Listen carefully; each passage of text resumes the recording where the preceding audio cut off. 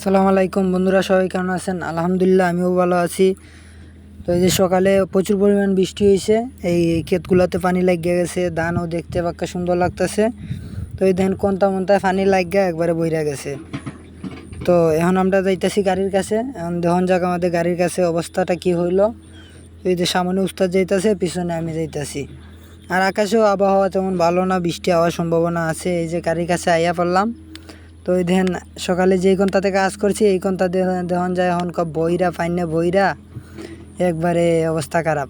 তো উস্তাদে ভাবতেছে এখন গাড়ি চালাইমু কি না। তখন এইটা ভাববা উস্তাদে আবার গাড়ি স্টার্ট দিল, স্টার্ট দিয়া কাজ শুরু করলো। আর আমি তো এক্সকাভেটর চালানো শিখতে আসছি, তো লাগতেছে বেশি দিন পাইমু না বৃষ্টিতে। তো দেখুন যাক যে কয়টা দিন আছে, আলহামদুলিল্লাহ ভালো মতন যাতে গাড়িটা চালাইতে পারি বা গাড়ি চালানো শিখতে পারি। আর সবাই অবশ্যই দোয়া করবেন আমার জন্য, যাতে ভালো মতো এক্সকাভেটরটা চালানো শিখতে পারি। আল্লাহ হাফিজ।